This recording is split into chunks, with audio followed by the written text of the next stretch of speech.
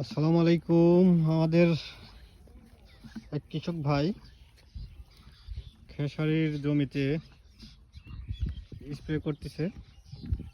আসলে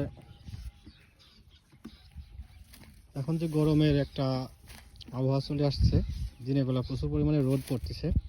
এই আবহাওয়াতে এই খেসারিতে বা মসুর, ছোলা এই সবগুলোতে প্রচুর পরিমাণে এই ফসলগুলোতে আপনার আমরা বলি ঝামা পোকা, অর্থাৎ ছোট ছোট পোকা, এটা ডগার থেকে শুরু করে পুরো খেসারির যে আপনার মাথাটা, যে ডগাটা যেটা বড় হয়, বৃদ্ধি পায়, ঠিক এইগুলোতে পুরোটাই আপনার খেয়ে নেয়। মানে একসাথে অনেকগুলো 100, 150, 200, অনেক সময় তার বেশিও পোকা একই সঙ্গে লেগে থাকে। তো এই সমস্যা দেখা দিতে পারে, যার জন্য অগ্রিম স্প্রে করতেছেন আমাদের এই ভাইটা।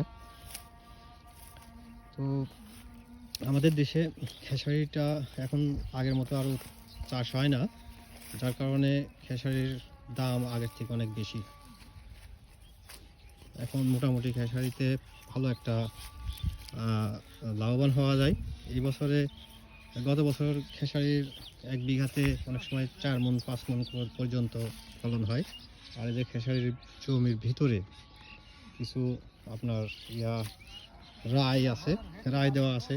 এই যে ভাই, এই রাইগুলো থেকেই যে রাই হবে, এই রাই দিয়ে গোটা বছরে প্রায় তেলের ব্যবস্থা হয়ে যায় একটা ফ্যামিলির, যার জন্য ভিতরে ভিতরে রাই ছিটানো হয়েছে। ফুল ফুটছে অনেক সুন্দর, মাশাআল্লাহ। আমাদের গ্রামটা অনেক সুন্দর। আপনারা আজকের মতো বিদায় নিচ্ছি। আসসালামু আলাইকুম।